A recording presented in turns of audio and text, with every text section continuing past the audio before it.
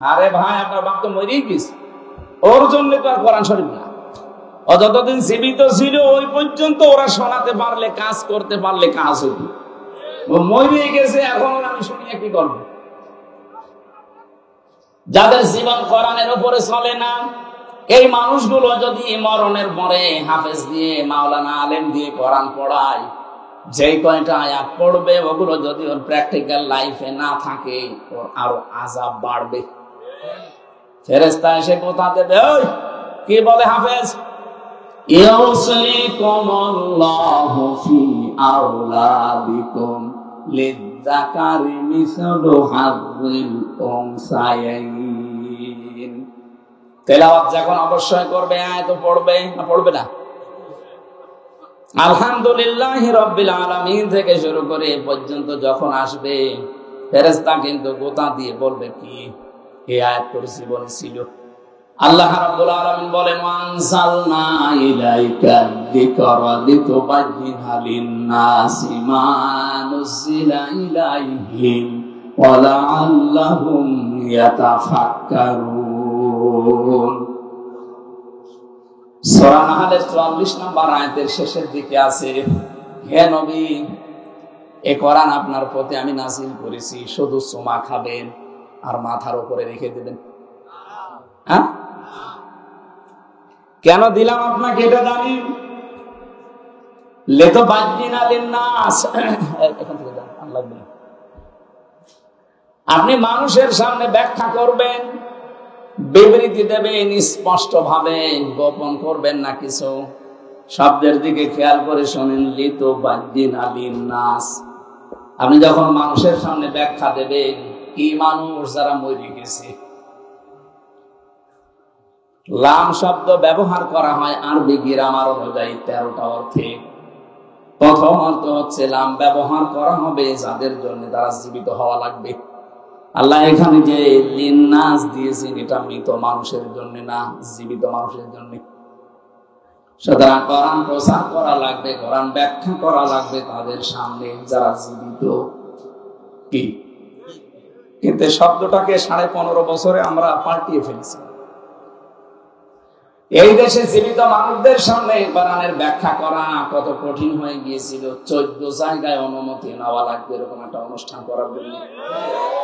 যারা দায়িত্বে ছিলেন সরাসরি হয়তো বলেননি যে আমরা হতে দেব না, কিন্তু যেন না হয় এইরকম ব্যবস্থা আপনি করে রেখেছিলেন। 14 জায়গায় কেউ যাবেও না, ও ছাপা কোরআনের অনুষ্ঠান দিবে। যাতে মাতাল হলো তাহলে ঠিক ছিল, কারণ জানে যে এদেশে 96% মুসলমান। অন্তত আশাই করে কোরআনের বিরুদ্ধে ডাইরেক্ট অবস্থান নিয়ে টিকে থাকা যাবে না।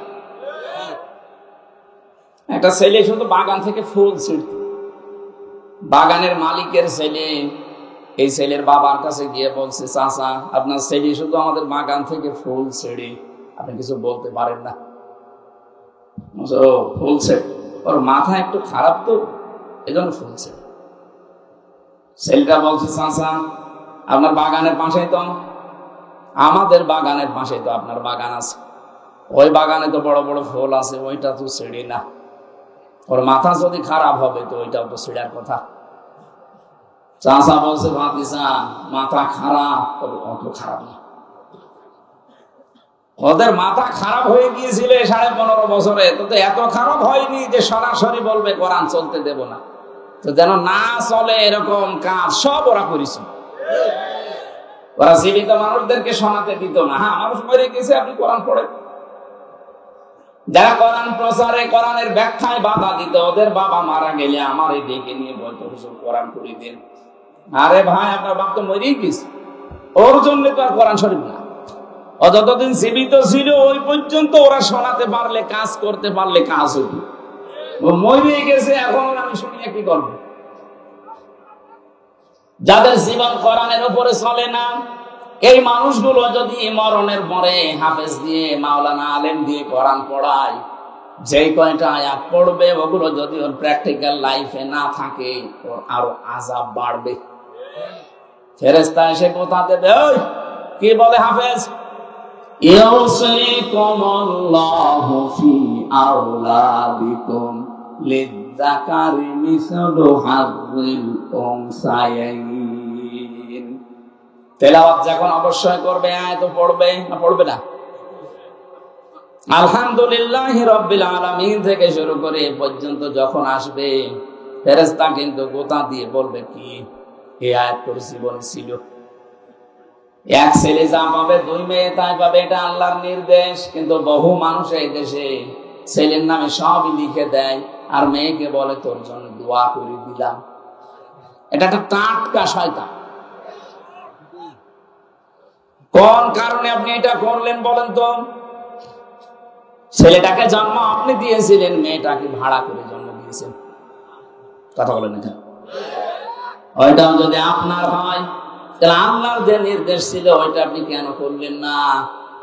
আমি বহু হাজিকে আমার নিজের সাথে যেতে দেখেছি এই কাজ করে। ওরা কিছু মনেও করে না, ওরা জানেও মনে হয় না। আর জানলেও কিভাবে জানে আমি জানি না। যাওয়ার আগে ভালো ভালো জমিগুলো, পজিশনগুলো, দোকানগুলো সব ছেলেকে দিয়ে দেয়। আর মেয়ের জন্য বলে আল্লাহর ঘরে কাবায় যাচ্ছি, তোর জন্য দোয়া করে দেবো যা। আরে ভাই, আপনি তো দোয়া করবেন, ওকে ফাঁকি দিলেন কেন? দোয়া করবেন করেন, ওর জমি আগে ফেরত দিন। কথা বলেন না কেন? না, আপনার হয়নি। আপনার কিন্তু আযাব বাড়বে আপনার এই আয়াত যদি জীবনে মানা না হয়। পাগলকে যদি বলা হয় ভাই নৌকা নাড়াবি না, ও বলে আমার মনে ছিল না। আপনি আরো মনে করে দিচ্ছেন। পড়তে পড়তে যখন সূরা নেসার ভেতরে 10 নম্বর আয়াত তেলাওয়াত করবে, ইন্নাল্লাযীনা ইয়াকুলুনা আমওয়ালাল ইয়াতামা যুলমান ইন্নামা ইয়াকুলুনা ফি বুতুনিহিম নারা ওয়া সায়াসলাউনা সাঈরা। খুব খেয়াল করবে, কয়েকটা তথ্য এখান থেকে পাওয়া যাবে। আল্লাহ পাক বলেন ইন্নাল্লাযীনা, নিশ্চয় যারা, ইয়াকুলুনা, আকালা ইয়াকুলু মানে খাওয়া, এটা মজারে, বর্তমান, ভবিষ্যৎ, প্রেজেন্ট, ফিউচার। এখন যারা খাচ্ছে, ভবিষ্যতেও যারা খাবে। আমওয়ালাল ইয়াতামা, মালের বহু বচন আমওয়াল, আর ইয়াতামা একাল করে টান আছে। যারা এতিমদের মাল খাচ্ছে এবং খাবে, জুলমান, অন্যায় ভাবে, ইন্নামা অবশ্যই তারা, ইয়াকুলুনা ফি বুতুনিহিম নারা, তারা পেটের ভেতরে যা দেয় সব জাহান্নামের আগুন ছাড়া কিছু না। শব্দটা কত কঠিন, ভয়ঙ্কর দিয়েছেন আল্লাহ।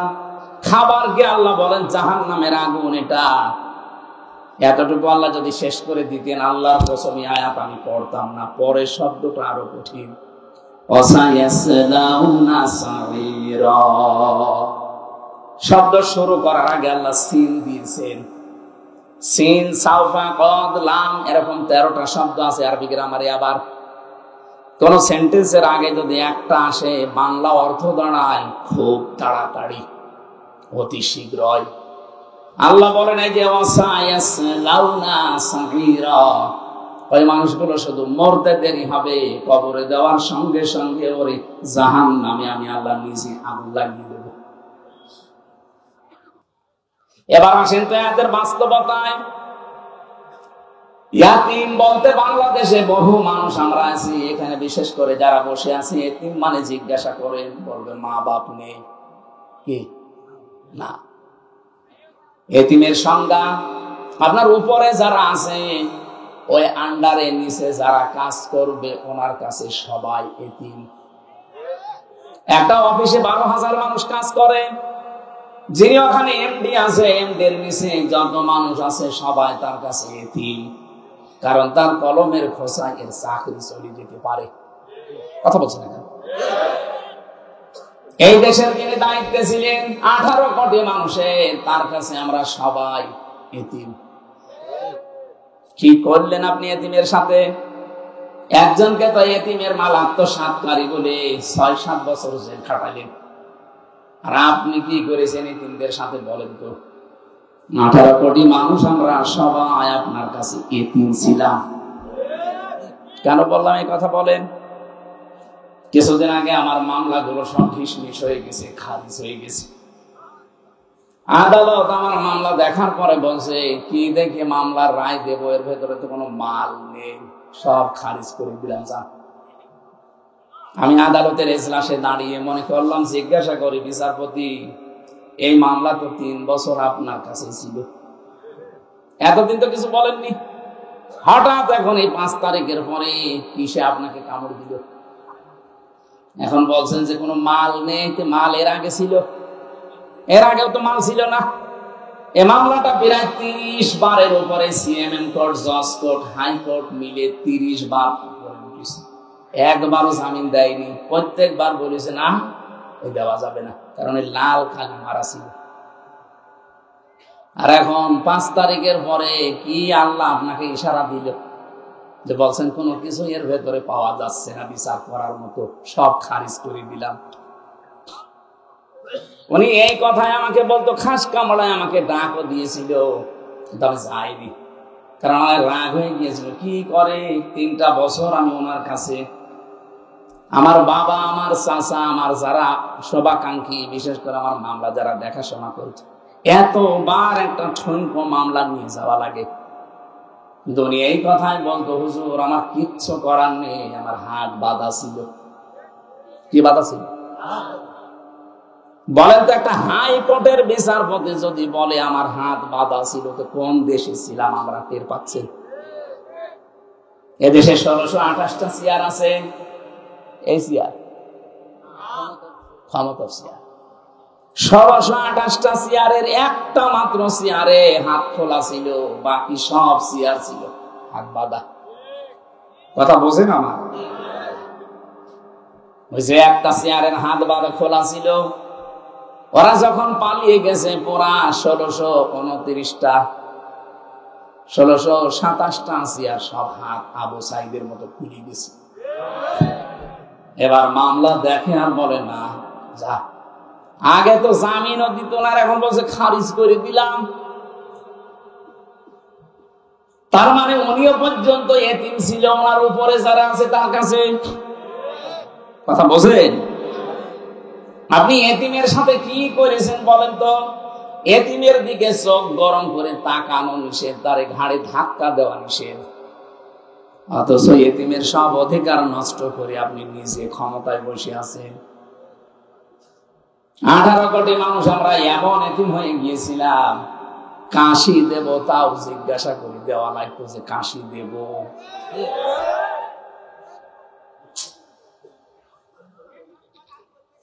কি অবস্থায় ছিলাম আমি নিজে টের পেয়েছি।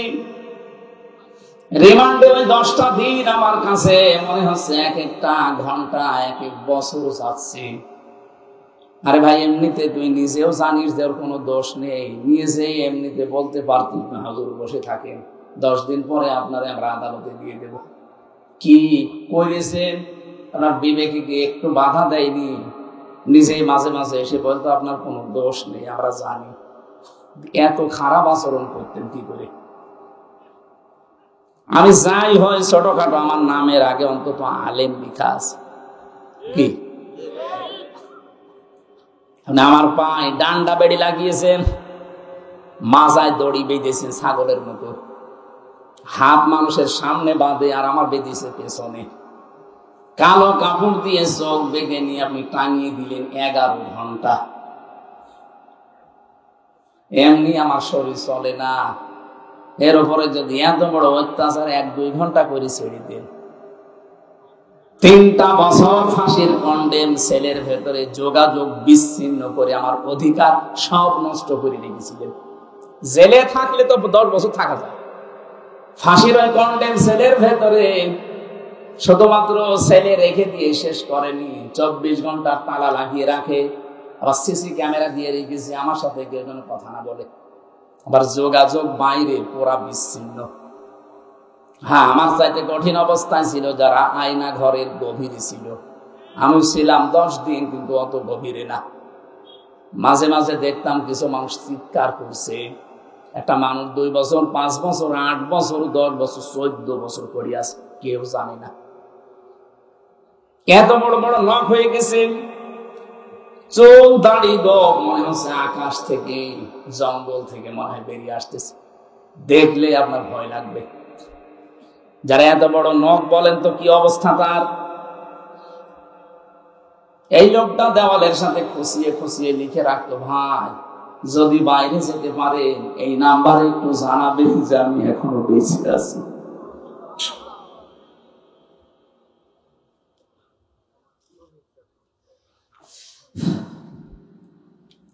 এতিমদের সাথে যা করা হয়েছে পৃথিবীর ইতিহাস পাল্টিয়ে ফেলেছেন।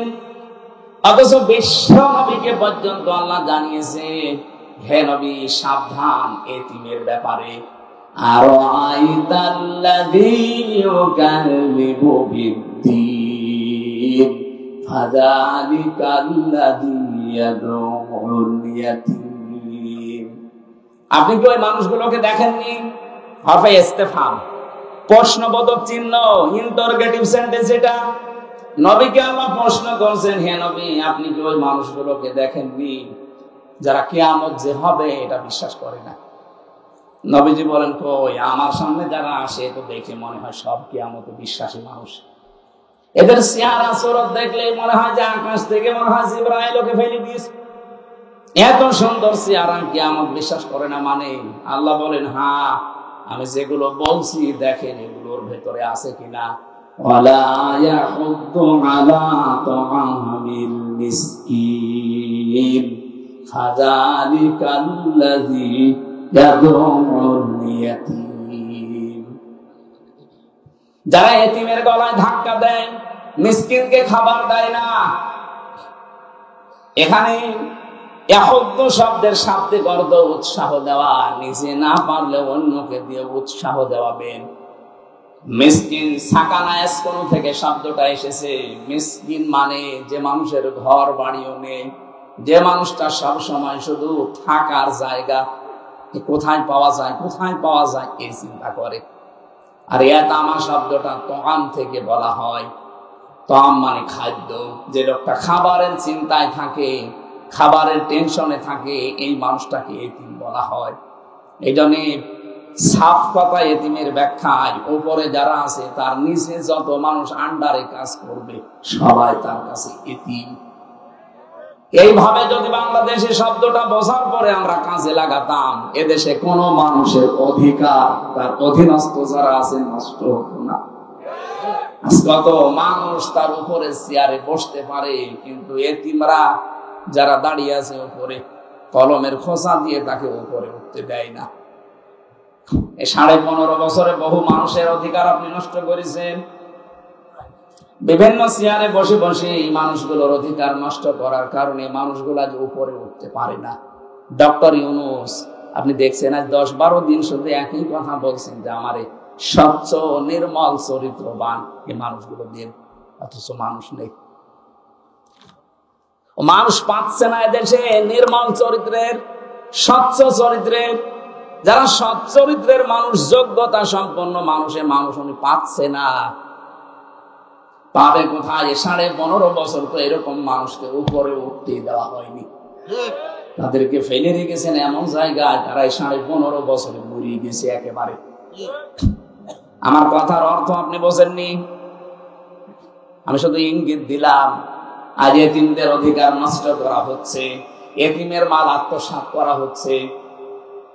যারা এতিমের মাল এতদিন খেয়েছেন, আমি জাহান্নামের আগুন খেয়ে বেঁচে আছি।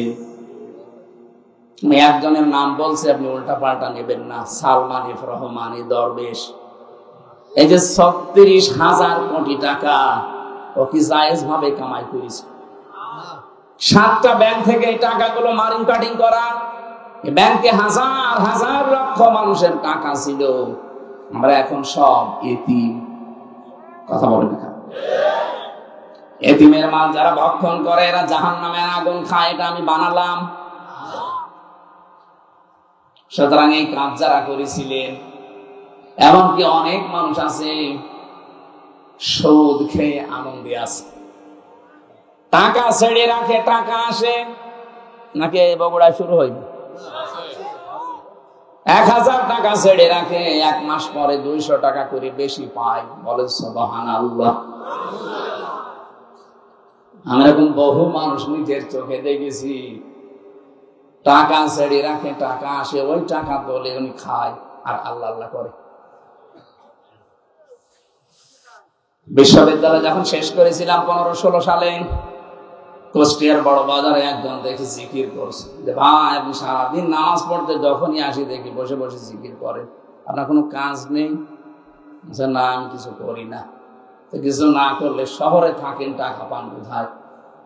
আমার বাবার জমি ছিল, বিক্রি করে ব্যাংকে রেখে দিয়েছি, ওখান থেকে প্রতি মাসে মাসে লাভ আসে, বলছে না যে সুদ আসে, লাভ আসে, ওইটা তুলি খাই আর আমি আল্লাহ আল্লাহ করি।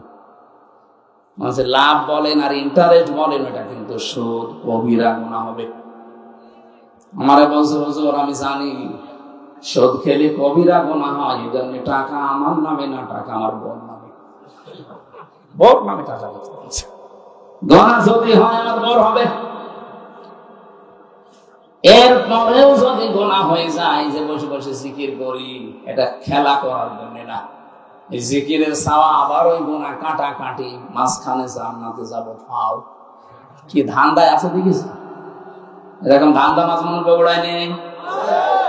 যারা এই যে টাকা ছেড়ে রাখেন, টাকা আসে, আর কিছু না হোক আপনার মায়ের সাথে জিনা করার গোনা হচ্ছে, এটা কি বিশ্বাস করে নাকি আমি বানালাম? হাদিস কোরআনে কারিমে সূরা বাকারার ভেতরে আছে, যারা সুদ খায় তাদেরকে শয়তান এরকম মাসাহ করে দেয়। সুদ খায় যারা, কিয়ামতের দিন যখন দাঁড়াবে তারা মহাবিষ্ট হয়ে দাঁড়াবে, মনে হবে ওদেরকে কেউ যেন শুয়ে দিয়েছে। মানুষের শরীরে যখন অজানা একটা স্পর্শ আসে, ওই মানুষটা কিন্তু অন্যরকম হয়ে যায়। কিয়ামতের দিন শয়তান ওদের শরীরের ভেতরে মাসাহ করে দিবে। আল্লাযীনা ইয়াকুলুনার রিবা ওয়া ইয়াকুমুনা ইল্লা কামা ইয়াকুমুল্লাযী ইয়াতাখাব্বাতুহুশ শাইতানু মিনাল মাস, ইলা আখিরি আয়াত। রব্বুল আলামিন বলেন, দুনিয়াতে যারা সুদ খায় তাদের দৃষ্টান্ত জানেন, কিয়ামতের দিন তাদেরকে বিশাল বিশাল শিকল দিয়ে বেঁধে ফেরেশতারা নিয়ে আসবে। আয়াতটা পড়ার ব্যাখ্যা করার পরে আমার মনে হয় বাংলাদেশে বহু মানুষ এরকম আছে যারা কিয়ামতে 70 গজ শিকল দিয়ে তাদেরকে ময়দানে নিয়ে আসা হবে। এরকম মানুষ এই জেলায় নেই? আমরা আশা করছি আজকের এই বয়ান শোনার পর মনের ভেতরে যদি একটু প্রতিক্রিয়া সৃষ্টি হয়, বাড়ি যাওয়ার পরে সিদ্ধান্ত নিয়ে নেবেন, টাকা যাই ছেড়ে রেখেছি, জীবনে এই টাকার আর লাভ নেব না, আমি আল্লাহর ভয় ছেড়ে দিলাম। কারা কারা ছেড়ে দিতে পারবেন? হাত তোলে তো। হ্যাঁ, তোলে তোলে। বহু মানুষ এলাকায় চলছে এই ব্যবসায়। আলহামদুলিল্লাহ, ঠিক আছে ভাই, আশা করছি আপনি ছেড়ে দেবেন।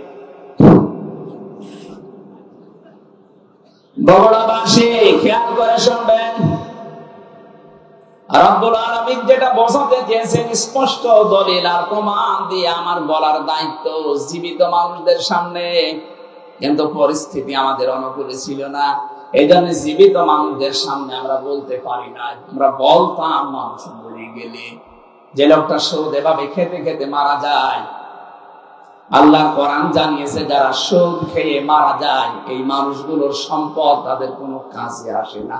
ইয়ামহাকুল্লাহুর রিবা ওয়া ইউরবিস সাদাকাত, আল্লাহ বলেন আমি সুদকে, হারাম কামাইকে ধ্বংস করি, আর বৈধ যেগুলো যাকাতের মাধ্যমে আসে, যারা সাদকা করবে এদের এইগুলো আমি আল্লাহ বৃদ্ধি করি। এই আয়াতটা যে কত বাস্তব, 2024 সালের 5 আগস্টের পরে আমি আয়াতটা মিলিয়েছি, 100 ভাগে মিলিয়ে গেছি। আর যারা সুদের টাকা নিয়ে, ঘুষের টাকা নিয়ে, মানুষকে মিথ্যা মামলা দিয়ে বিপদে ফেলে তার কাছ থেকে অবৈধভাবে টাকা ইনকাম করেছে, কত কোটি কোটি টাকার মালিক ছিল তারা বলেন, 5 তারিখের পরে তাদের সবগুলো হাতছাড়া হয়ে গেছে। 12 কোটি টাকা, 15 কোটি টাকা দামের গাড়ি রাস্তায় পড়ে আছে, মালিক নেই। আমি কি বানিয়ে বলছি? এটা হয়েছে না? 12 কোটি টাকা দিয়ে যে লোকটা একটা গাড়ি কিনতে পারে, তার টাকা আছে কত বলেন তো? আপনি চিন্তা করতে পারেন, 12 কোটি টাকা খালি গাড়ি কিনেছে, অথচ এখন 5 তারিখের পরে নিচে এসে বলবে যে গাড়িটা আমার, এই সাহস তার নেই। বললে সে ধরা খাবে। এখানে মালিক নেই, পড়ে আছে রাস্তায়। কারণ এই গাড়ি আল্লাহ 1500 বছর আগে বিশ্ব নবীকে আয়াতটা শুনিয়েছেন, হে নবী, ফাতিলকা বুয়ুতুহুম খাবিয়াতাম বিমা যালামু ইন্না ফি যালিকা লাআয়াতান লিকাউমিন ইয়ালামুন। হে নবী, ওই দিকে তাকাতে পারেন না? এইভাবে আল্লাহ দেখাচ্ছে, ফাতিলকা বুয়ুতুহুম, বাইতুনের বহুবচন বুয়ুত, হোম দিয়েছেন আল্লাহ। আল্লাহ যেন তার কুদরতের আঙ্গুল এভাবে ইশারা দিয়ে নবীকে বলছে, হে নবী, তাকাতে পারেন না ওইদিকে? ওই যে ফাতিলকা বুয়ুতুহুম খাবিয়াতাম বিমা যালামু, ওই যে জালেমদের ঘরগুলো আমি আল্লাহ কিভাবে উজাড় করে দিয়েছি। তাকান। আমার তোমার আয়াতটা পড়ার পরে 2024-এর 5 আগস্টের কথা মনে পড়ছে। দেখেন, 2024-এর 5 আগস্টের পরে দেশে যত জালেমের ঘর ছিল, অধিকাংশ ঘরগুলো আজ উজাড় গৃহ হয়ে গেছে। আমি তো আমার কুষ্টিয়ারটা বলছি, কি দাপট ছিল হানিফ সাহেবের, কি আমি নাম ধরে বলছি এই কারণ আমি নিজে দেখে এসেছি তার দাপট কি। খুলনা বিভাগের 10টা জেলায় আমার একটা দিনও ঢুকতে দেয়নি, কথাও বলতে দেয়নি। কি দাপট নিয়ে চলতো। শুধু হাসিনার আত্মীয়, এই কারণে এত দাপট ছিল। এদেশের 3 নাম্বার পজিশনে চলে গিয়েছিল। অথচ 5 তারিখের পরে 1টার সময় যিনি পালিয়েছে, বিকাল 5টা বাজতে বাজতে তার বাড়ির একটা ইটও আর নেই, সব খুলে নিয়ে চলে গেছে। আমার তো আয়াতের দিকে তাকিয়ে মনে হচ্ছে আল্লাহ মনে হয় হানিফ সাহেবের নামে আয়াতটা নাযিল করেছে। ফাতিলকা বুয়ুতুহুম, হে নবী, আপনি একটু তাকান। খাবিয়াতাম বিমা যালামু, এদের এই জুলমের কারণে এই ঘরগুলোর দিকে তাকান, কি অবস্থা করেছি।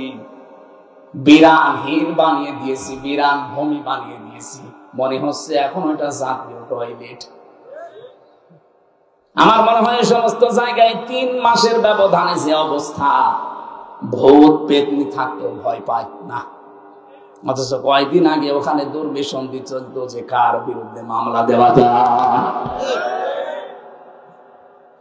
বাংলাদেশে যত জালেমের ঘর ছিল এই আয়াতের সাথে মিলিয়ে আমি দেখেছি প্রত্যেকটা মিলে যাচ্ছে। সর্বোচ্চ ঘর যেটা ধানমন্ডিতে, আপনি তাকান কত দাপট চলতো সেখানে, কত জাঁকজমক, অনেকে গিয়ে সোমা খেত আবেগে। অথচ 3 মাসের ব্যবধানে, কালকে পেপারে দিয়েছে, ও ঘরটা এখন উজাড় গৃহ, জনমানব শূন্য। 3 মাসে এমন অবস্থা।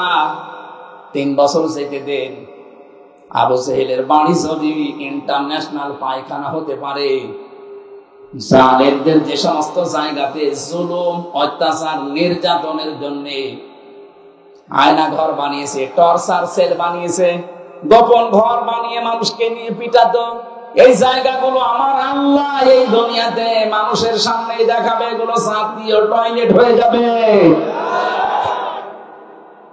খাবিয়াতান শব্দের শাব্দিক অর্থ হচ্ছে ভয়ঙ্কর ভাবে আমি আল্লাহ উপস্থাপন করবো এই বাড়িগুলোকে, এই ঘরগুলোকে।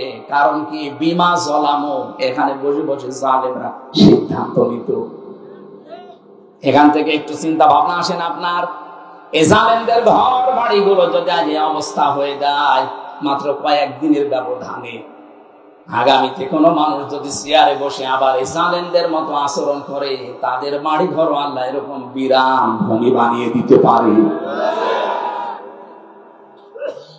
আমি তো বাস্তব ওয়াজ করছি।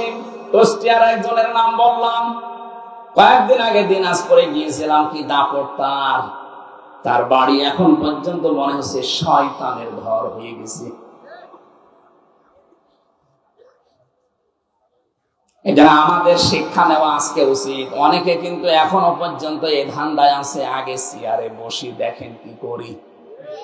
আপনি যদি আবার ওই জালেমদের মতো আরম্ভ করেন, আপনাকে ইতিহাস নিন্দিত, ঘৃণিত, ওই হিটলারের মতো, চেঙ্গিস খানের মতো, বিশেষ করে যারা জালেম তাদেরকে যেভাবে চিহ্নিত করে রেখেছে ইতিহাস, আপনাকেও করে রাখবে। ইয়াজিদ, কি সুন্দর নাম, অথচ এই নামটাকে আল্লাহ ঘৃণিত করে দিয়েছে, গালি বানিয়ে দিয়েছে। কোন হিন্দুকে যদি বলেন ভাই ছেলে হয়েছে ইয়াজিদ রাখেন, অপরবে ইয়া কি করে, ইয়াজিদ একটা নাম নাকি, ওটা একটা গালি, কথা বলেন এখানে। অথচ নামটা কত সুন্দর, ইয়াজিদ। এত সুন্দর নামকে যদি আল্লাহ জুলুম করার কারণে ঘৃণিত বানিয়ে দিতে পারে, আপনার নাম যতই সুন্দর হোক, যুগের আবর্তনে, কালের বিবর্তনে দেখবেন ইতিহাস আপনাকে ঘৃণিত করে দিয়েছে।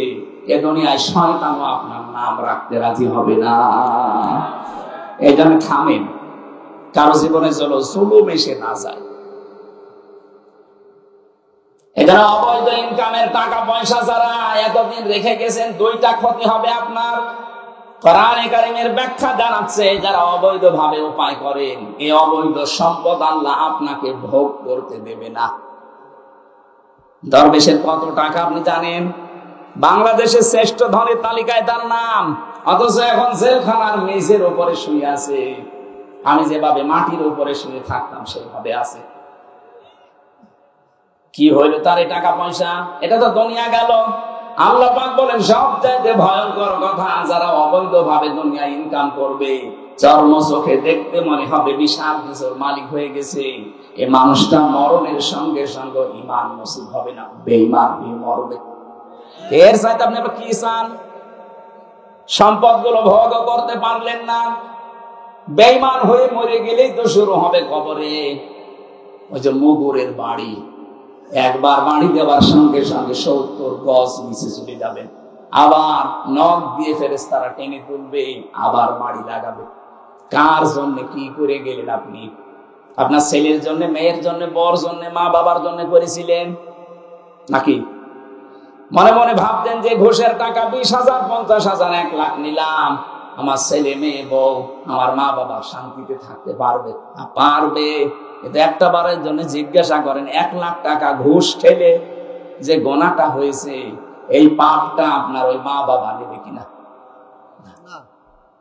এমনকি যাদের জন্য সম্পদের পাহাড় তৈরি করে রাখলেন, আমার বাস্তব অভিজ্ঞতা আমি বলছি, এখানে আমরা যত মানুষ আছি, এই যে এই মানুষটা মনে করেন সম্পদের অবৈধ একেবারে বিশাল পাহাড় তৈরি করে মারা গেল, 200 বছর পরে যদি বগুড়াতে ফিরে আসে, তখন তো আর এই মানুষগুলো পাবে না। পাবে? 200 বছর পরে আমাদের নাতির নাতির নাতি, 3 প্রজন্মের পরে এক লোক আসবে, উনি যদিও সেই সময় এসে বলে এই বাড়ি কিন্তু আমার, ওই বাড়িতে আপনার 3 প্রজন্মের পরে যারা আসবে ঢুকতে দেবে না। আপনি যতই পরিচয় দেন, আমি কিন্তু তোর বাবার বাবার বাবা, বলবে কিসের বাবা?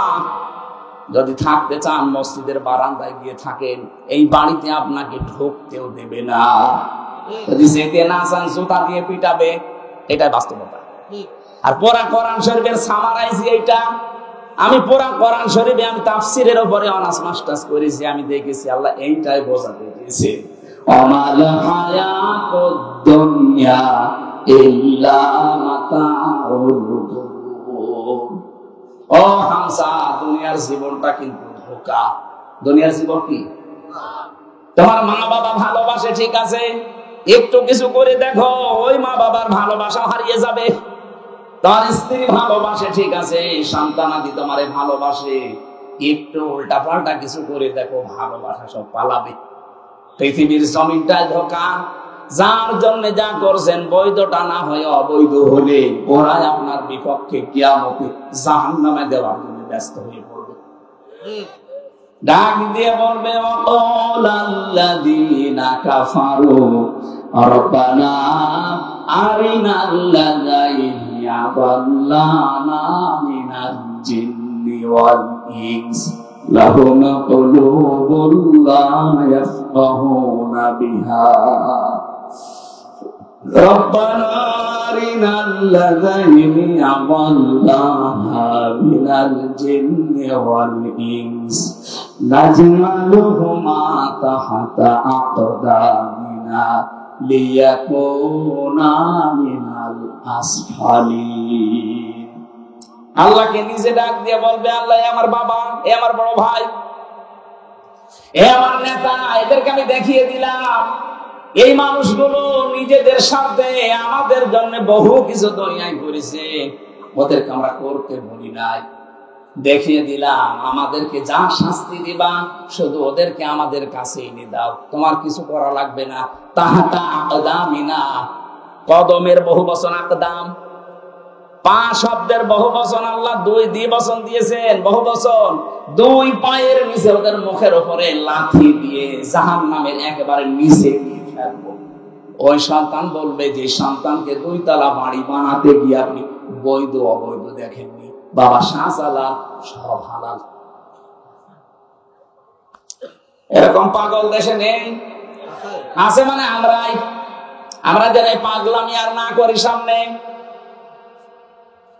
সুতরাং ব্যাখ্যা যখন যেটা করব কোরআনে কারীম দিয়ে, আমার দায়িত্ব হবে জীবিত মানুষদের সামনে সঠিক কথাগুলো তুলে ধরা।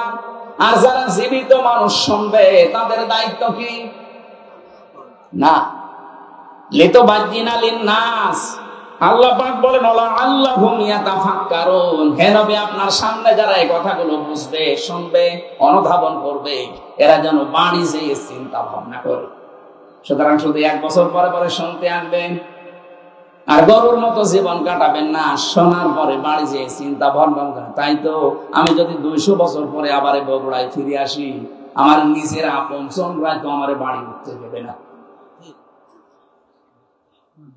আল্লাহ আমাদেরকে তুমি এই পাগলামি থেকে অন্তত বাঁচাও। এটা হবে, এর প্রশ্নের জবাব আল্লাহ আগেই পাঠিয়ে দিয়েছেন। এরপরও যদি আমরা কেউ ফেল করি, আমার মনে হয় ওরে 5 থেকে নামিয়ে দেওয়া দরকার। কিসে?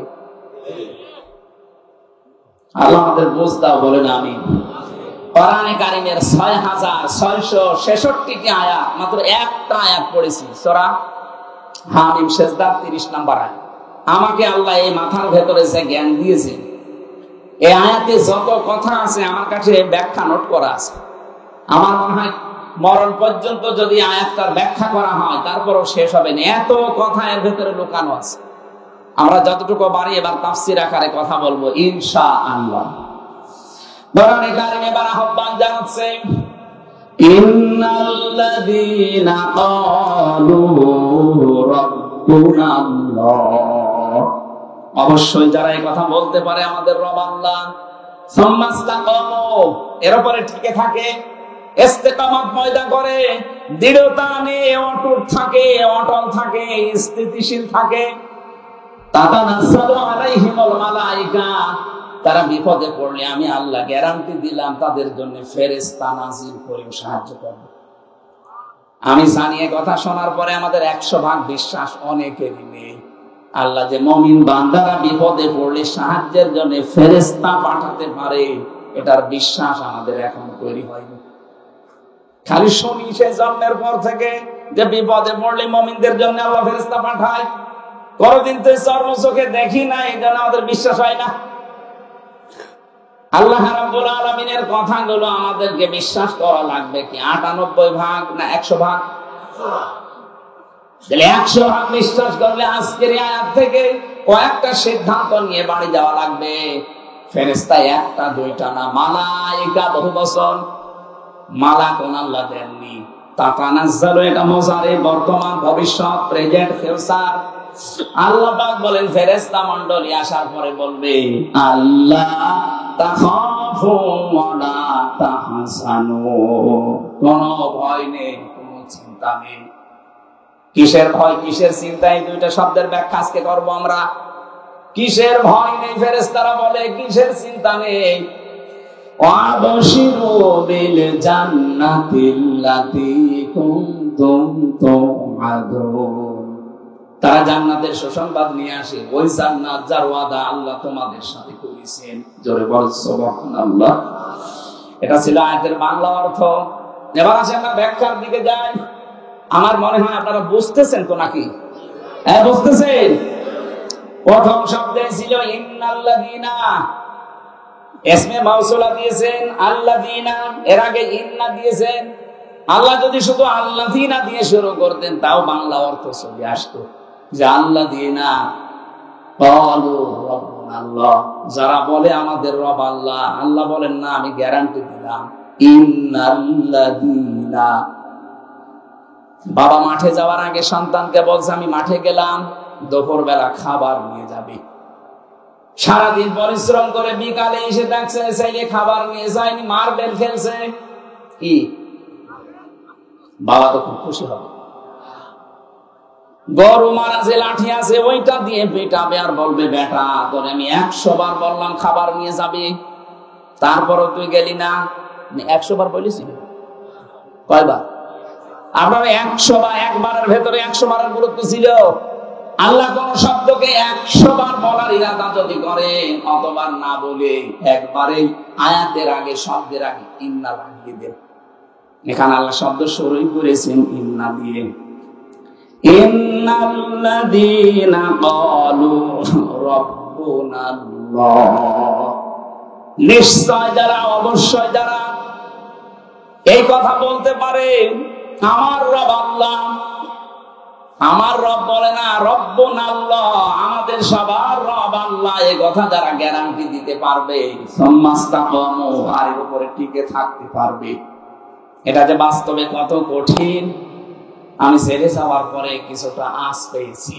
মীর কাশেম আলীর নাম শুনেছেন, আমি নামটা ধরলাম এই কারণে, আমি উদ্বুদ্ধ করতে চাই।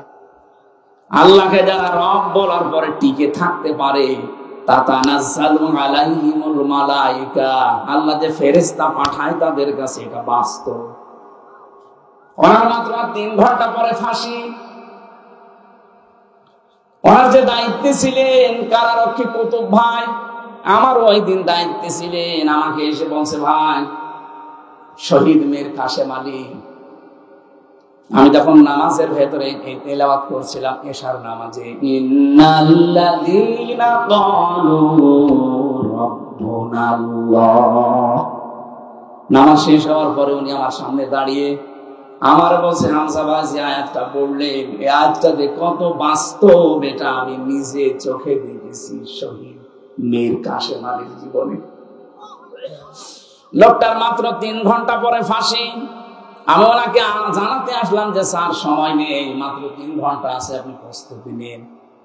আমারে বলছে, কারারক্ষী ভাই এখনো 3 ঘন্টা, আমি 2 ঘন্টা ঘুমিয়ে গেলাম, আপনি 2 ঘন্টা পরে আমারে ডেকে দেবেন।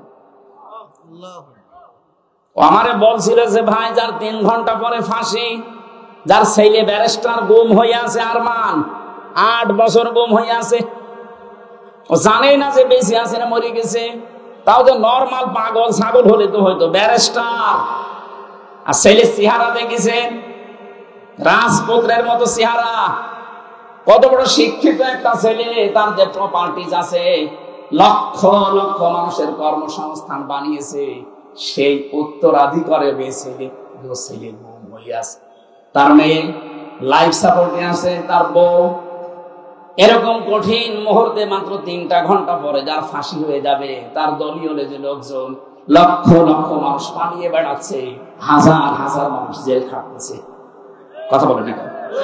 অথচ সেই লোকটা দেখলাম 2 ঘন্টা ঘুমিয়ে 2 ঘন্টা পরে উঠে বলছে, গোসল করলে, ওযু করার পরে বিস্কিট বের করে বলছে, ফাঁসি তো হয়ে যাবে, বিস্কিট খাবেন আপনি। কারারক্ষী কুতুবউদ্দিন বলছিল, না আমার খাওয়া লাগবে না, আপনি তাড়াতাড়ি রেডি হয়ে নেন। নতুন জামা পায়জামা বের করলেন ব্যাগের ভেতর থেকে, সবগুলো পরার পরে বলছে, ফাঁসির যে পোশাক আছে ওইটা কি পরাবেন নাকি আমি যা পরেছি এইটাই নিয়ে যাবেন। ওনার লুঙ্গি পরা ছিল, দেখলাম লুঙ্গি ভিজা ছিল, নাড়ি দিলেন, বললেন এইটা আমার ফাঁসি হয়ে গেলে আর একটা কয়েদিকে দিয়ে দেবেন, সে জীবনে পড়তে পারবে। সুন্দর জামা কাপড়, পায়জামা পরলেন নিজে, পাঞ্জাবি গায়ে দিলেন। আমারে বলছে, আর কয় মিনিট বাকি আছে, শাহজাহান জল্লাদকে ডাক দেন, চলেন আমরা যাই, মনে হচ্ছে শ্বশুর বাড়ি যাবে। আপনি বাস্তবে শুনতে যত সহজ মনে হচ্ছে, ওই জায়গায় থাকলে অত সহজ না। আমার মতো একটা সাধারণ মানুষ, 3টা বছর মাত্র আমি এমনি যোগাযোগ বিচ্ছিন্ন ছিলাম, তাছাড়া আমার সেই রকম অত্যাচার করেছে হালকা পাতলা, আমার তুলনায় কিছু না। কত মানুষকে নখ তুলে নিয়েছে আমার সামনে, কত মানুষকে ডিম দিয়েছে আমার সামনে, ওই তুলনায় দামারে অত কিছু না। তারপরও আমি শুধু জেলখানায় বসে ওই 24 ঘন্টা সেলের ভেতরে বসে থাকতাম, তাই আমার ঘুম আসে না। ঘুমের বড়ি খাওয়া লাগে, অথচ তার 3 ঘন্টা পরে ফাঁসি, ওই লোকটা 2 ঘন্টা আরামে ঘুমাচ্ছে। আমার বলছিল ভাই ওনার ঘুম আসলো কি করে? আমি বললাম এই যে আয়াত পড়লাম নামাজে, এইটার কারণে। যারা আল্লাহকে সত্যি মন থেকে রব বলার পরে টিকে থাকতে পারে, যত ঝড় ঝাপটা আসুক না কেন, দুনিয়া একদিকে আমার রব একদিকে, এই সিদ্ধান্তের উপরে যারা অটল থাকতে পারে, অটল থাকতে পারে, কোরআন গ্যারান্টি দিচ্ছে তাদের বিপদে আপদে আল্লাহ ফেরেশতা নাযিল করে। অবশ্যই ফেরেশতা তার কাছে এসেছিল, মাস্ক নিয়ে এসেছিল, নাই তো এই 2 ঘন্টা তার ঘুম আসার কথা না। কারণ আমি নিজের সাক্ষী, ঘুমের বড়ি সিটাক্সিন খেয়ে, কষিয়াম খেয়ে আমার ঘুম আসে না। খালি আমার ছোট মেয়েটার চিন্তা হতো কি করছে সে, অথচ তার নিজের ছেলে গুম হয়ে গেছে। আমার মেয়ে তো মাটির সাথে কথা বলে, ওই সময় 7 মাস রেখে এসেছিলাম। ও তো মরে গেল, অসুবিধা নেই, আর একটা মেয়ে হবে। আর তার ছেলে ব্যারিস্টার পাশ করেছে, সে গুম হয়ে আছে। তার কাছে প্রতিনিয়ত সংবাদ আসতো আপনার ছেলে গুম, আপনার স্ত্রী লাইফ সাপোর্টে পড়ে আছে, বাঁচতেও পারে না বাঁচতে পারে।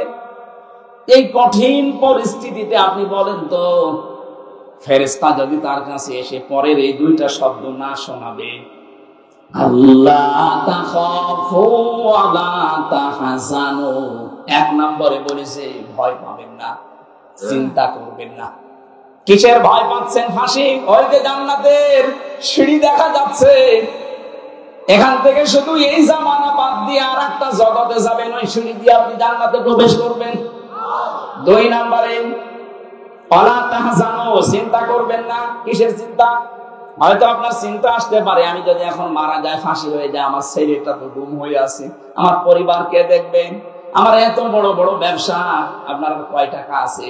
মীর কাসেম আলী বাংলাদেশে 5 জন ধনী থাকলে এরকম অবস্থায় ছিল একজন। লক্ষ লক্ষ মানুষকে কর্মসংস্থান তৈরি করে দিয়েছে।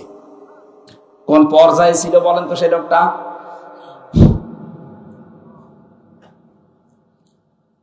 যার শুধু হাতের এরকম ইশারা দিলে লক্ষ লক্ষ মানুষ ওঠে বসে।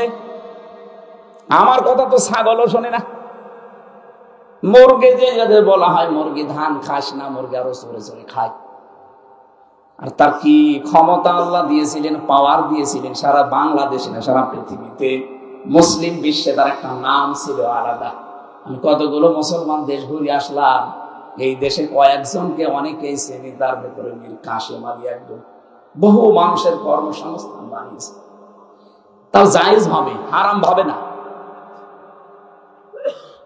এই মানুষটাকে ফেরেশতারা হয়তো এই কথা বলেছিল, আমি তাফসিরে পড়েছি, এইভাবেই লেখা আছে। ফেরেশতারা বলে চিন্তা করবেন না, আপনার দলীয় লোকজন পালিয়ে বেড়াচ্ছে, জেলখানায় আছে, আপনার স্ত্রী অসুস্থ, ছেলে গুম হয়ে আছে, ব্যবসা প্রতিষ্ঠানগুলো সব সরকার হাতছাড়া করে দিচ্ছে, কোনো চিন্তা নেই, ভয় নেই, এগুলোর সব দায়িত্ব আল্লাহ নিজে নেবে। এই কথাটা কানের কাছে যখন ফেরেশতারা বলে, তখন তার ঘুম আসে, তাছাড়া ঘুম আসা সম্ভব না।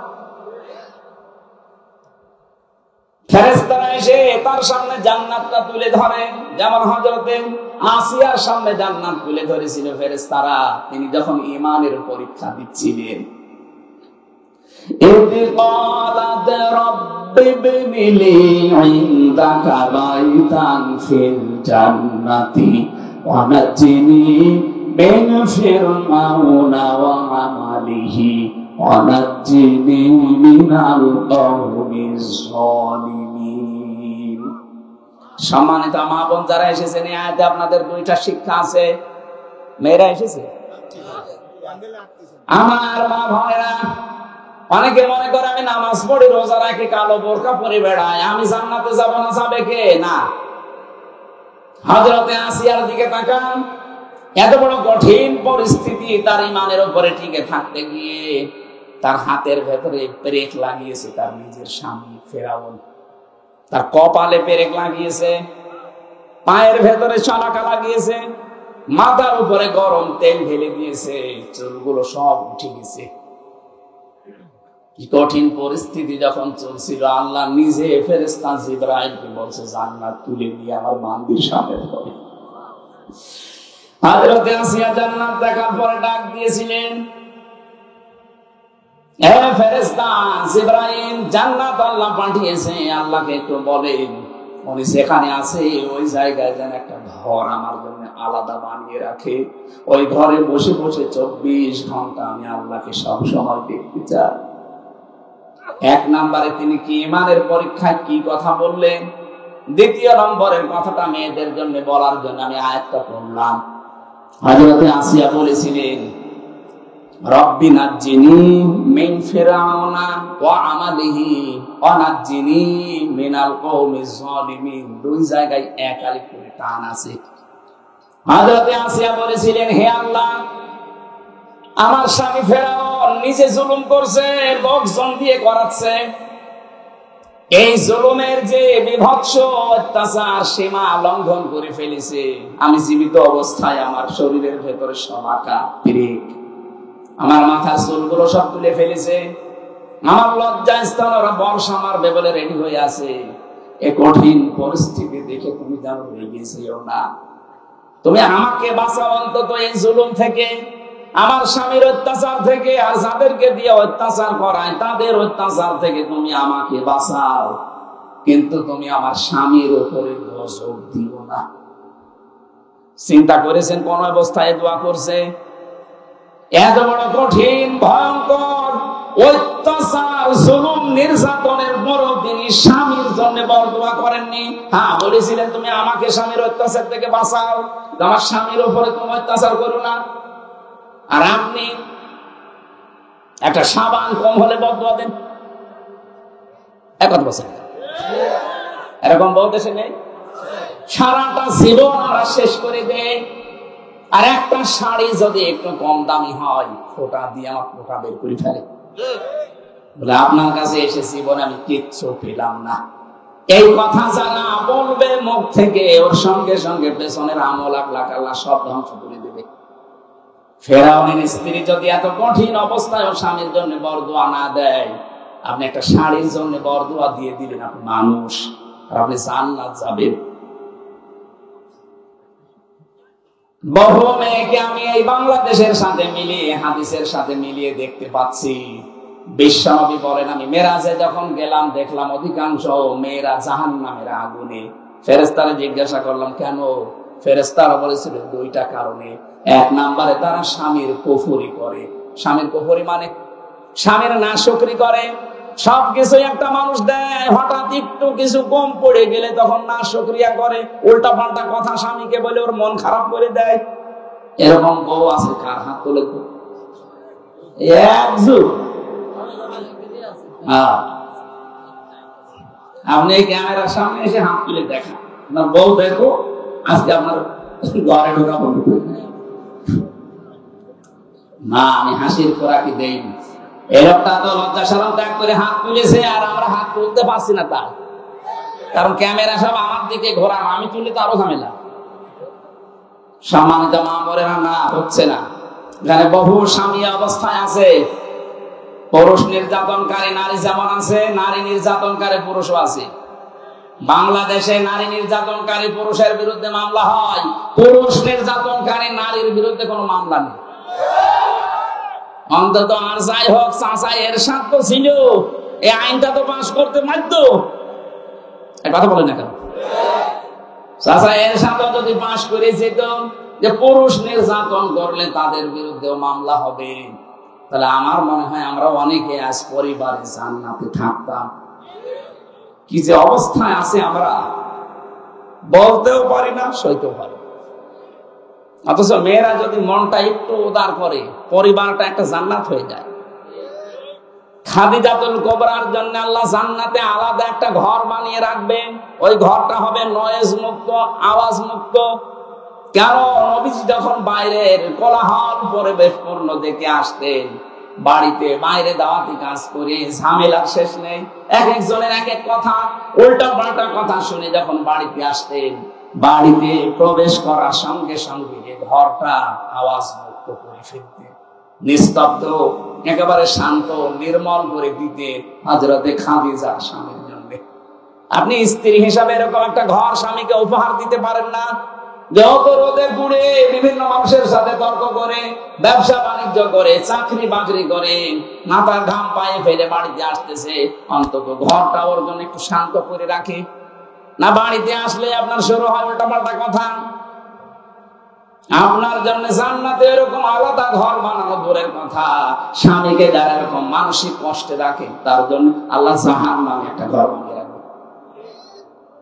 খালি নামাজ পড়ে রোজা করে আর কালো বোরকা পরে মনে করছে আমি আল্লাহর ওলি হয়ে গেছি। আমি মীর কাশেম আলীর কথা কেন বললাম? কারণ আমি নিজে দেখেছি, নিজে শুনেছি, বাস্তব আমি নিজে উপলব্ধি করে এসেছি জায়গাটা।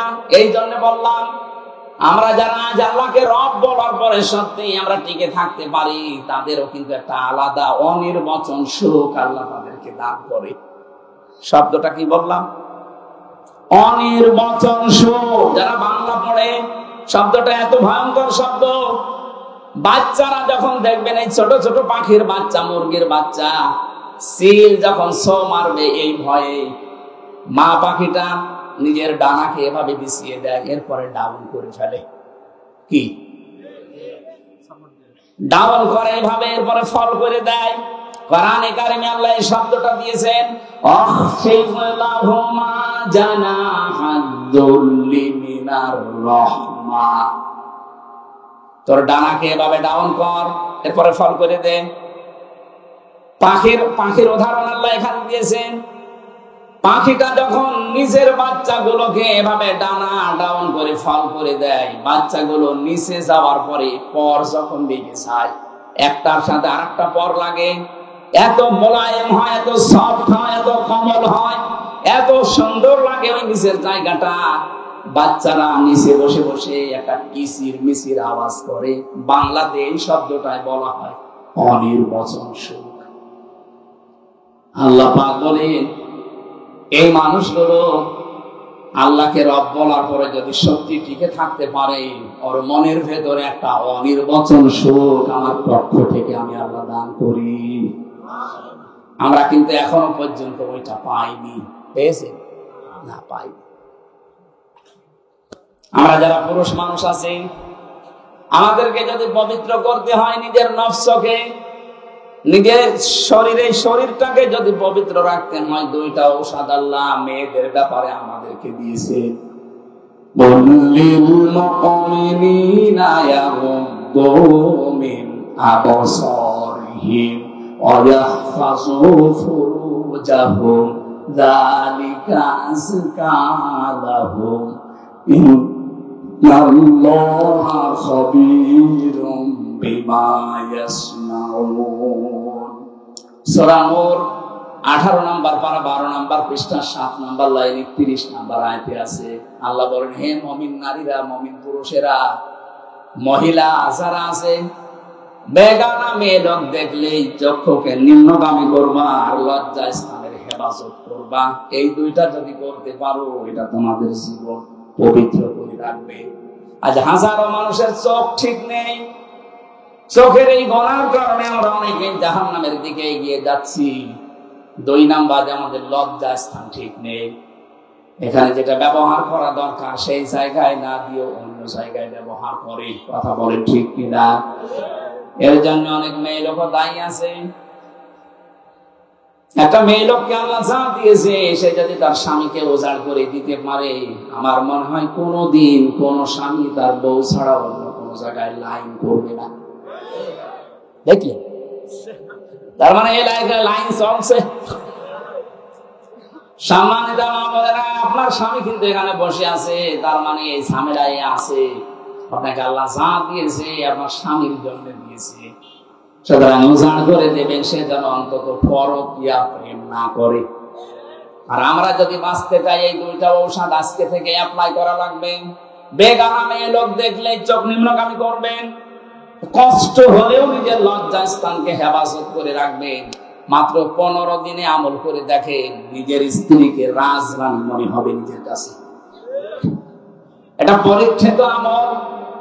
আল্লাহ পাক বলেন চোখের আর লজ্জাস্থানের হেফাজত করতে পারলে আমি আল্লাহ নিজে তার অনির্বচন সুখ দেওয়ার জন্য নিজে জামিনদার হয়ে যায়। সুবহানাল্লাহ। যে পর্যন্ত এসেছিলাম, এবার আসেন আমরা দ্বিতীয় শব্দের ব্যাখ্যায় যাচ্ছি। আমরা যারা বলতে পারি আমাদের রব আল্লাহ, শব্দটা কি শুরু করলেন? আল্লাহ রব। আল্লাহর 5000 নাম আছে, তার ভেতরে প্রথম নাম দিলেন আল্লাহ রব। কি দিয়েছে বলেন? রব কাকে বলে? নেই থেকে, আমি আবার বলছি, নেই থেকে ধীরে ধীরে পূর্ণতায় যিনি পৌঁছিয়ে দেন তার নাম আরবিতে বলা হয় রব। আমি কি ছিলাম বলেন তো? নেই। কি ছিলাম? 33 বছর বয়স, এখন আমার 34 বছর আগে আমি কি ছিলাম? নেই। এই কথা বলেন না কেন? আল্লাহ পাক আমাকে প্রথমে রব শব্দটা দিয়ে দেয় স্মরণ করিয়েছে। আল্লাহ তাআলা লিনসানি হাইনুম মিনাদ দাহরি লাম ইয়াকুন শাইআন মাযকুরা। আমি ব্যাখ্যা করেছি, তাফসীর থেকে লিখেছি, এগুলো তাফসীরে ইবনে কাসির আর ফি জিলালিল কোরআন। রবের প্রথম অর্থ হচ্ছে সৃষ্টিকর্তা। সূরা আলাকে যে প্রথম আয়াত পড়েন ওর ভেতরে দলিল দেওয়া আছে, ইকরা বিসমি রাব্বিকাল্লাযী খালাক। পড়ো তোমার ওই রবের নামে যিনি তোমাকে বানিয়েছে। তাই রবের প্রথম অর্থ সৃষ্টিকর্তা, স্রষ্টা। আমাদের স্রষ্টাকে আরো জোরে। যারা রব হিসাবে আল্লাহকে মানবে তাদের এই দুর্বল জায়গায় আল্লাহ একটু আঘাত দিয়েছেন। তুমি কিন্তু নেই ছিলে, নেই থেকে আমি আস্তে আস্তে তোমাকে আজ হামজা বানিয়ে এই চেয়ারে বসিয়ে দিয়েছি। দ্বিতীয় নম্বরে রবের ব্যাখ্যায় পেয়েছি, রব মানে রিজিক দাতা। শুধু আমাকে সৃষ্টি করে শেষ করে দেননি, আমাকে রিজিকও দিয়েছে। মায়ের পেট থেকে শুরু করে এখনো পর্যন্ত রিজিক দিচ্ছে কে? দলিল দেওয়া আছে সূরা জুমারের 50 নম্বর আয়াতে। এক একটা শব্দে এত কথা ব্যাখ্যা করা আছে, আমি রাত বেশি হয়ে যাচ্ছে বলে সামারাইজ করে ফেলছি। 3 নম্বরে রব মানে মাবুদ, যিনি ইবাদত পাওয়ার একচ্ছত্র মালিকানা, তার যোগ্যতা আছে। পৃথিবীতে বহু কিছু আছে তারা ইবাদত পাওয়ার জন্য চেষ্টা করেছিল, নিজেকে দাবি করেছিল, কিন্তু ইবাদত পাওয়ার যোগ্যতা তাদের ছিল না। ফেরাউন নমরুদেরা নিজেরাই খোদা দাবি করে বলেছিল আমার ইবাদত করো। আল্লাহ পাক বলেন না, ইবাদত পাওয়ার যোগ্যতা শুধু আমার, কারণ আমি বানিয়েছি তোদেরকে আমার ইবাদত করার জন্য। এই ব্যাখ্যাটা দিয়েছেন সূরা জারিয়ার 56 নম্বর আয়াতে, ওমা খালাকাতুল জিন্না ওয়াল ইনসা ইল্লা লিয়াবুদুন। 4 নম্বরে রব মানে আইনদাতা। আমি শুধু তোকে ইবাদত আমার করবি কিভাবে? আমার আইনগুলো মানার মাধ্যমে। 500 আইন আমি তোকে দিলাম, শরীয়তের বিধান, আইন, নিয়ম নীতি। আমার বাংলাদেশে আমরা মাত্র একটা আইন মানি, তাও পূর্ণাঙ্গ না। আর দেখ, অথচ কোরআনে আইন আছে 500। আমি একটাও যদি মানলাম এখনো 900 কি 499টা বাকি আছে। আপনি রব মানেন কি করে? কবরে যাওয়ার পরে তো বলবে মার রব্বুকা। বাঙালি হিসাবে যদি বলে ফেলেন রব্বি আল্লাহ, ফেরেশতারা বলবে দাঁড়া। রব মানে 4 নম্বরে আইনদাতা। আল্লাহর কোন কোন আইন মানতিস একটু বলতো, ধরা খেয়ে যাবেন। 5 নম্বরে রব মানে অভিভাবক, এটা আনাম 102 নম্বর আয়াতে আছে। রব শব্দের ভেতরে যে 5টা অর্থ 19টা পেয়েছি, সামারাইজ করে আমি 5টা বেশি ব্যবহার হয় কোরআনে, এই জন্য এগুলো লিখলাম। আপনি একটা একটা করে মিলিয়ে দেখবেন। সৃষ্টিকর্তা, এরপরে সৃষ্টিকর্তার পরে তিনি আমাদের রিজিক দিয়েছেন, এরপরে তিনি আমাদের ইবাদত পাওয়ার একচ্ছত্র মালিকানার যোগ্যতা নিয়ে বসে আছেন। 4 নম্বরে তিনি আইন দিয়েছেন আমাদের চলার জন্য। 5 নম্বরে তিনি আমাদের অভিভাবক। এটা যদি বিশ্বাস নিয়ে পড়তে পারতাম আর মানতে পারতাম, আমেরিকাকে আজ আমরা অভিভাবক মনে করতাম না, ভারতকে অভিভাবক মনে করতাম না, জাপানকে অভিভাবক মনে করতাম না। যেই যেই কথাগুলো আমরা বলেছি এই 5টা অর্থের ভেতরে সব যেন আল্লাহ সামারাইজ করে এর ভেতরে ঢুকিয়ে দিয়েছেন। এই 5টা যারা জীবনে মানতে পারবে, আল্লাহ বলেন 2 নম্বরে ফুমাস্তাকামু, টিকে থাকা লাগবে এর উপরে। ঝড় ঝাপটা আসবে আল্লাহর আইন মানতে গেলে, না আসবে না? আসবে, আপনাকে টিকে থাকা লাগবে। যদি সত্যি টিকে থাকতে পারেন, ফেরেশতা আসবে সাহায্যের জন্য, মাস্ট বি। আল্লাহর ঘোষণা মিথ্যা হয় না। আমরা ওই পর্যায়ে যেতে পারি না, এই জন্য আল্লাহ সাহায্য পাই না। ভয় নেই, চিন্তা নেই, এই কথা বলতে আসবে। ওয়াবশিরু বিল জান্নাহ, সুসংবাদ দিতে আসবে ওই জান্নাতের, যার ওয়াদা আল্লাহ নিজে কোরআনে কারিমে করেছে। এই আয়াতগুলো এইভাবে আমল করার মাধ্যমে আল্লাহর পুরস্কার, আল্লাহর সুসংবাদ, যেটা মরণের আগে তিনি ফেরেশতার মাধ্যমে আমাদেরকে দেবেন, সবার জীবনে আল্লাহ ওই পর্যায়ে যেন তুলে দেন। বলেন আমিন। মানুষের ঠিক মতো বসার আগে আদায়ের ব্যাগ দেওয়ায় আদায় কিছুই হয় না। এখন আবার ফের করা লাগবে। ব্যাগটা যাবে, যারা ব্যাগ নিয়ে যাচ্ছে আপনারা দয়া করে টাকা পয়সা যারা এনেছিলেন, আগামীতে যেন এটা বন্ধ হয় না। অন্তত 100 বছর হোক, আর 4 বছর হলে 100 বছর হয়ে যাবে। যারা যাচ্ছে, টাকা যদি আপনার কোরআনের এই প্রচারে খরচ না হয়, তো কোথায় খরচ করবে টাকা? ওই দরবেশের মতো টাকা নিয়ে কবরে যাবে? যারা টাকা দেওয়ার মতো আছেন, 2 টাকা হলেও দিয়ে যাবেন। এই জানতো কয়েকজন যাচ্ছে ভেতরে, কয় লক্ষ করে। এই জানতো, তাড়াতাড়ি যান। এদের যেন রেডি রাখবেন না, তাহলে আগামী বছর এরা ভয় হাল সারিয়ে ফেলবে, আর করবে না। ওই যারা যাচ্ছে আপনারা কিছু না হলেও কিছু দেন। সুবহানাল্লাহ, আলহামদুলিল্লাহ, লা ইলাহা ইল্লাল্লাহ, সুবহানাল্লাহ। চাকরি শেষে প্রভিডেন্ট ফান্ডে টাকা নেওয়া যায় আছে কিনা? 100 ভাগ জায়েজ আছে। যেহেতু 13 ভাগ সুদ হিসাব করে চাকরি শেষে টাকা দেয় না, আপনার এই টাকা নিয়ে ওরা বিভিন্ন জায়গায় খাটায়, ওখান থেকে যে টাকাটা লাভ হয় ওইটা দেওয়ার নিয়ম। আমরা এই যে ব্যাংকিং ব্যবস্থার মাধ্যমে এখন প্রশ্ন দিলেন, এটা আরো আগে দিতে পারলে আমি ব্যাখ্যায় যেতাম। আগামীতে কোনো জায়গায় আসলে এটা বিস্তারিত একটা ব্যাখ্যা আছে সূরা বাকারা। আমরা এখন প্রশ্নের উত্তর দেওয়ার আর এখন সময় নেই। যারা টাকা পয়সা এনেছিলেন অবশ্যই আপনারা দিয়েছেন। আমি 11টা বাজে এখন শেষ করে দোয়া করার মাধ্যমে শেষ করে বিদায় নিতে চাচ্ছি। কালকে দিনের বেলা আছে সকাল 10টায় সেই জামালপুরে, এই জন্য আমি শেষ করলাম। আল্লাহুম্মা আমিন। লা ইলাহা ইল্লা আনতা সুবহানাকা ইন্নী কুনতু মিনাজ জালিমিন। এই মোনাজাতটা বসে করে যা, 96 বছর চলছে এখানে, বসে। মোনাজাতের পরে আমার জেলখানায় লিখিত কিছু বই আছে, গাড়িতে পাওয়া যায়, যাওয়ার সময় নিয়ে যাবেন। অনেক তথ্য দেওয়া আছে এই সৃষ্টি জগৎ নিয়ে। ওই গাড়িতে আছে, সাদা গাড়িতে, যাওয়ার সময় নিয়েছি।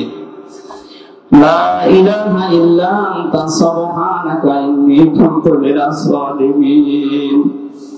রাব্বানা যালামনা আনফুসানা ওয়া ইল্লাম তাগফির লানা ওয়া তারহামনা লানাকুনান্না মিনাল খাসিরিন। রব্বুল আলামিন বগুড়া জেলার শাহজাহানপুর থানা, তাকিয়ে দেখো হাজারো মানুষ আমরা কোরআনে কারিমের কথাগুলো বোঝার জন্য চাতক পাখির মতো শুনছিলাম। যতটুকু বুঝেছি, তুমি আমাদের বাস্তব জীবনে আমল করার তৌফিক দাও। সওয়াব যদি দিয়েই থাকো, কোটি কোটি করে বাড়িয়ে দাও। কিয়ামতে যিনি আমাদেরকে জান্নাতে নিয়ে যাবে, ওই নবীর রওজায় সওয়াব পৌঁছিয়ে দাও। 96 বছর এটা চলছে এখানে। আল্লাহ তাআলা কিয়ামত পর্যন্ত এই অনুষ্ঠানটা যেন এখানে কোরআনের প্রচারে চলে, সেই ব্যবস্থা করে দাও। যারা অনুষ্ঠানের দায়িত্বে আছে তাদের মঞ্জুর করুন। আল্লাহ তাআলা কবরস্থানে কত মানুষ ঘুমিয়ে আছে, কবরবাসীদের জন্য মাহফিলে দোয়া চেয়েছে। যত মানুষ কবরে আছে, কোরআনের ইজ্জতে তুমি কবরগুলো জান্নাত বানিয়ে দাও। মা বোনদেরকে তুমি ফাতেমার মতো, খাদিজার মতো বানিয়ে দাও। আমি সহ যারা অসুস্থ আছি আমাদেরকে শেফায়ে কামিলা আজেলা নসিব করে দাও। মাহফিলের সভাপতি, সহসভাপতি, প্রধান অতিথি, বিশেষ অতিথি যারা এসেছি, আল্লাহ তাআলা আমাদের মনের জায়েজ আশাগুলো দুনিয়ায় পূরণ করে দাও। বাংলার এই জমিনে আমরা 4 বছরকে দেখতে চাই, তোমার কালাম দিয়ে দেশটা চলছে। বহির্বিশ্বের শত্রু দুশমন যারা আছে তাদের হাত থেকে আমাদের দেশকে বাঁচাও। যারা চক্রান্ত ষড়যন্ত্র চলছে আল্লাহ সব স্থানগুলো ছিন্ন ভিন্ন করে দাও। জীবনে কিচ্ছু তোমার কাছে আর বলবো না, একটাই জীবনের কথা, ৫৬,০০০ বর্গ মাইল তুমি কোরআনের হাতে তুলে দাও।